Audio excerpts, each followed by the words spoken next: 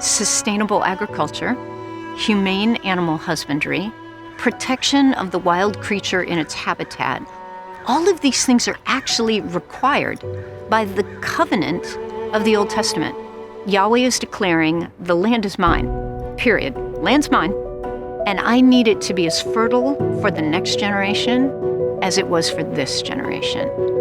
What it is to be human on a Christian story is to be engaged in the vocation of caring for the creation that God made as a reflection of God's own care. I think it's really important for young people to learn how to communicate across generational and church divides about climate change, because climate change is a problem that requires action by people who are in power, and we as young people aren't there yet. And so we really need the help of older generations and of institutions that have loud voices. Scripture bears witness to the created order and the responsibilities that we have as followers of God to care for it. My hope for the CCCU is that as Christian scholars, we think through the implications of what does it mean to be a steward of creation, a steward of the earth. We don't see that Madagascar is being deforested.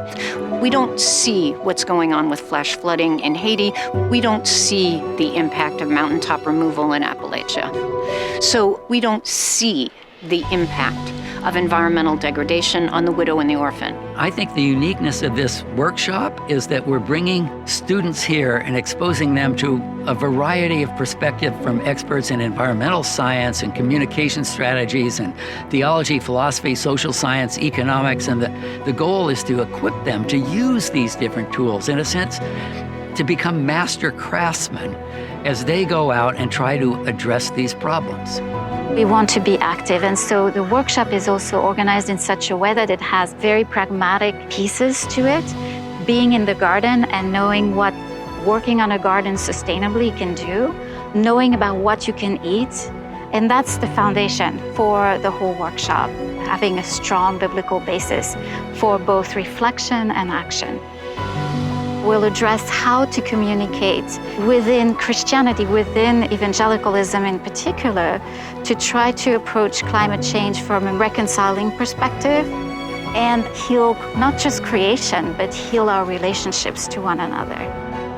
We're called to love our neighbors. We're called to be good stewards. And to me, we all share the same environment. We all share the same earth.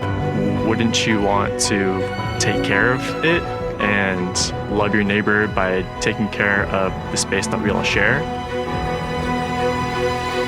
These conversations about climate, Christianity, justice, stewardship are already happening so much on Westmont.